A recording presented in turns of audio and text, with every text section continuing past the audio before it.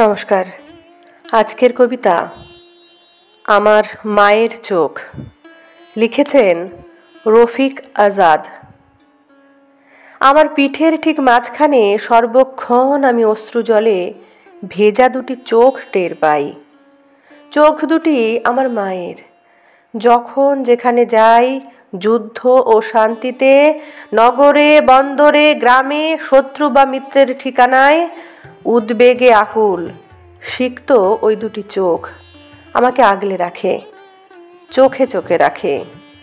আমার মায়ের ভয় তার এই বিহবল বালক কখন কি করে বসে, না জেনে না শুনে এই অচেনা নগরে। সর্বদাই ভয়ে ভয়ে থাকে ভীরু মায়ের হৃদয়। যদি বা তৃষ্ণার্ত হয়ে অচেনা নদীতে ঝাঁপ দিই, ভাষাই আমার নৌকো সন্দেহজনক কোনো জলে। মোহনীয় স্বর শুনে থেমে যাই ডাকিনীর দ্বীপে, হাত দিয়ে ফেলি কোনো অচেনা আগুনে। অবুঝ শিশুর মতো জাপটে ধরি কেউটের ফনা, দুই হাতে ধরে ফেলি আগুনের লেলিহান শিখা। সন্তানের জন্যে তার অনির্বাণ তৃষ্ণা জেগে রয়, বুক ভরে থাকে তার সর্বক্ষণ টনটনে ব্যথা।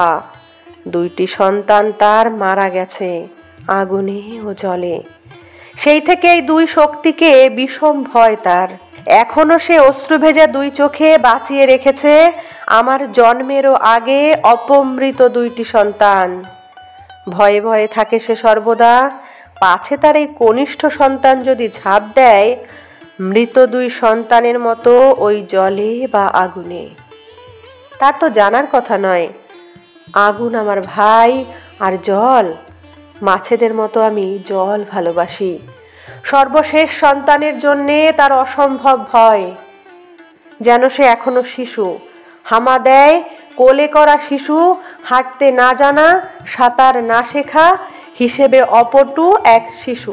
ভালো মন্দ ইষ্ঠানিষ্ঠ এখনো যে বুঝতে শেখেনি। সন্তানের জন্যে কাঁদে অহরাত্র মায়ের হৃদয়। সন্তানের মঙ্গলের জন্যে আর্দ্র ব্যথিত দু চোখে শূন্যে দুই হাত তুলে মোনাজাত করে 5 বেলা। আমি তো সর্বদা তোর চোখের আড়ালে যেতে চাই। মুরগির বাচ্চার মতো কেন আগলে রাখিস আমাকে পাখার আড়ালে?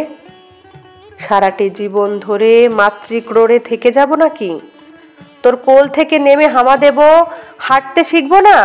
হামা দেয়া শিশু নই, আজীবন শিশু থেকে যাব? বয়ঃপ্রাপ্ত হব না কখনো? তোর স্নেহকোল থেকে পড়ব ঢলে সরাসরি অনিবার্য অপর কোলটিতে। এতটুকু ছোট্ট শিশু মাগো তোর কোনো কাজে লাগে? নমস্কার।